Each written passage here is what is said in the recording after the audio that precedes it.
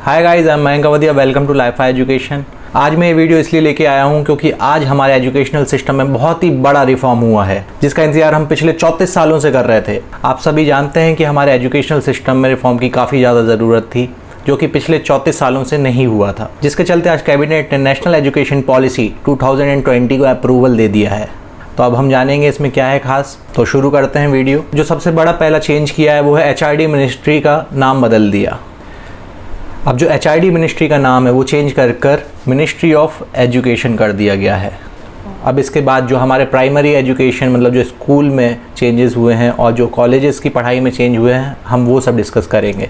पहले हम थोड़ा इसका बेस के बारे में जान लेते हैं, इस पॉलिसी के बारे में। सबसे पहले हमारा जो एजुकेशनल सिस्टम है इसकी जो पॉलिसी आई थी वो थी यूनिवर्सिटी एजुकेशन कमीशन 1948।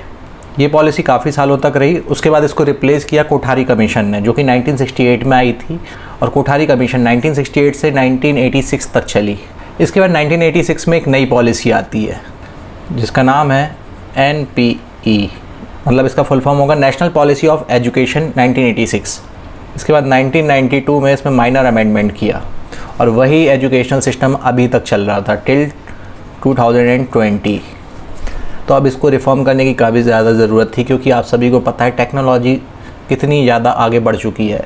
लोग डिजिटल प्लेटफॉर्म ढूंढ रहे हैं पढ़ाई करने के लिए। अभी वैसे भी जो कोरोना का टाइम चल रहा था तो स्कूल कॉलेजेस वैसे भी बंद थे, तो अब ई-लर्निंग को बढ़ावा देते हुए इस पॉलिसी को लाया गया है। इस पॉलिसी में क्या है ऐसा खास वो हम डिस्कस करेंगे आगे की स्लाइड्स में। तो सबसे पहले मैं स्कूल के लिए जो प्रोविज़न किया गया है उस पर बात करूँगा, दैन मैं कॉलेजेस पे आऊँगा। अभी तक क्या होता था, nursery LKG UKG then 1st to 12th पढ़ाई होती थी, दैन कॉलेजेस वगैरह जाते थे, उसमें 10th बोर्ड भी होती थी। पर इसमें एक बड़ा चेंज किया है, वो ये किया है कि 10th बोर्ड हटा दिए और 10th बोर्ड हटा के ओनली 12th को बोर्ड रखा गया है। सेकेंड जो बड़ा चेंज है वो है 5+3+3+4 सिस्टम। इसमें जो स्टार्टिंग का 5 है इसमें आपका 3 साल का nursery LKG UKG 1st and 2nd include है। इस स्टेज को बोलते हैं फाउंडेशन स्टेज। इसमें बच्चा 3 से 8 साल तक का होता है।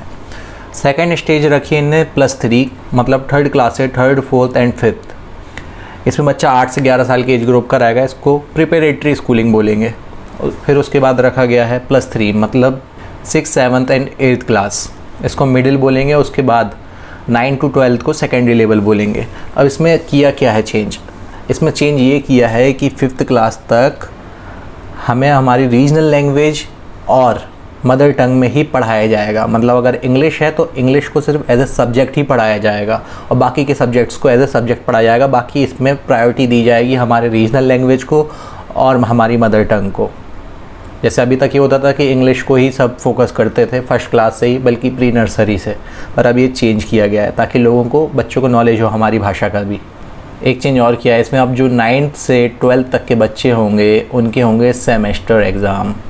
मतलब जैसे अभी कॉलेज में होते हैं 6-6 महीने में एग्ज़ाम, वैसे ही अब स्कूल में भी 9 से 12 तक के बच्चों के सेमेस्टर एग्ज़ाम होंगे।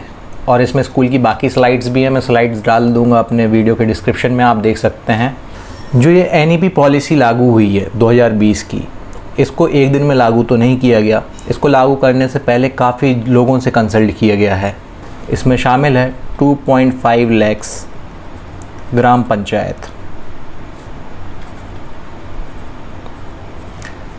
6600 ब्लॉक्स और 676 डिस्ट्रिक्ट्स।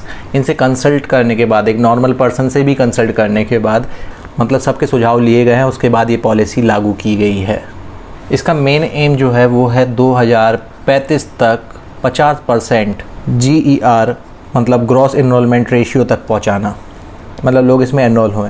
अब इसमें एक मेन प्रॉफिट ये है कि अब इसमें multiple entry and exit programme लाया गया है। मल्टीपल एंट्री और एग्ज़िट प्रोग्राम क्या होता है, अभी क्या होता था कि किसी स्टूडेंट के घर पे कोई प्रॉब्लम आ जाती है, चाहे फाइनेंशियल प्रॉब्लम हो या कोई भी प्रॉब्लम हो, तो बीच में उसे अपनी पढ़ाई छोड़नी पड़ जाती थी।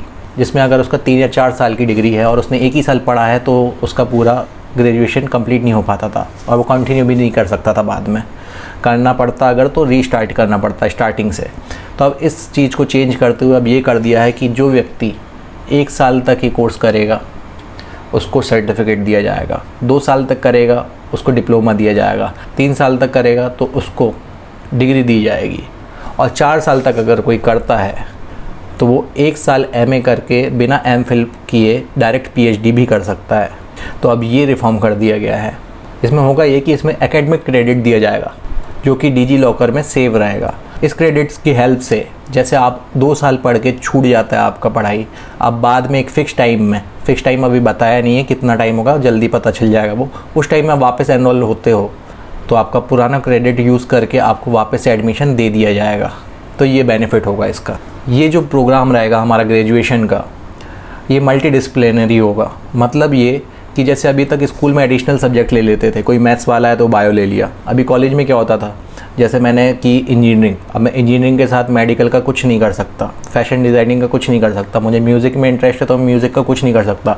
तो अब इसमें मेजर और माइनर करके फील्ड ऐड की जाएगी। जैसे मेजर मैंने इंजीनियरिंग करी, माइनर मैंने म्यूज़िक को चूज़ कर लिया। तो होगा उसमें ये कि मेरे लिए ऑप्शंस खुल जाएंगे मेरे ग्रेजुएशन के बाद। तो अब ये एक बेनिफिट भी ग्रेजुएशन के टाइम आपको मिल सकता है। आप चाहें तो क्या होता है कि लोगों को अलग अलग फील्ड में इंटरेस्ट होता है, पर अभी सिर्फ एक ही चीज़ में ग्रेजुएशन करने से उनका एक इंटरेस्ट दब जाता है। तो उसको प्रोत्साहित करने के लिए ये प्रोग्राम लाया गया है।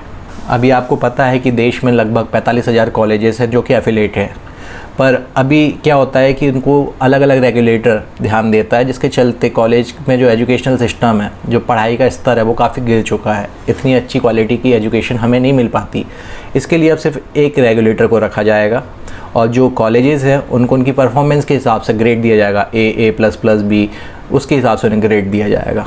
साथ ही साथ जो फैकल्टी हैं उन्हें प्रॉपर ट्रेनिंग दी जाएगी। और ये जो रेगुलेटर है ये self disclosure based transparent system पे वर्क करेगा। मतलब जो भी चीज़ है उसका ऑनलाइन आपको मिल जाएगी। इसके लिए आपको इंस्पेक्शन नहीं कराना पड़ेगा, वो पैसा भी आपका बचेगा और वो टाइम भी आपका बचेगा।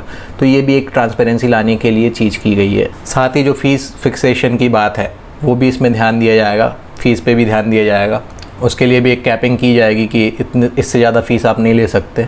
एक बहुत ही ज़्यादा इंपॉर्टेंट चीज़ और कही गई है कि अभी तक क्या होता था कि अलग अलग जगह एजुकेशनल नॉर्म्स होते थे अलग अलग, पर अब इसमें बोल दिया गया है कि चाहे वो स्टेट यूनिवर्सिटी हो, चाहे गवर्नमेंट यूनिवर्सिटी हो, चाहे डीम्ड यूनिवर्सिटी हो, सबके लिए एजुकेशनल नॉर्म सेम रहेंगे।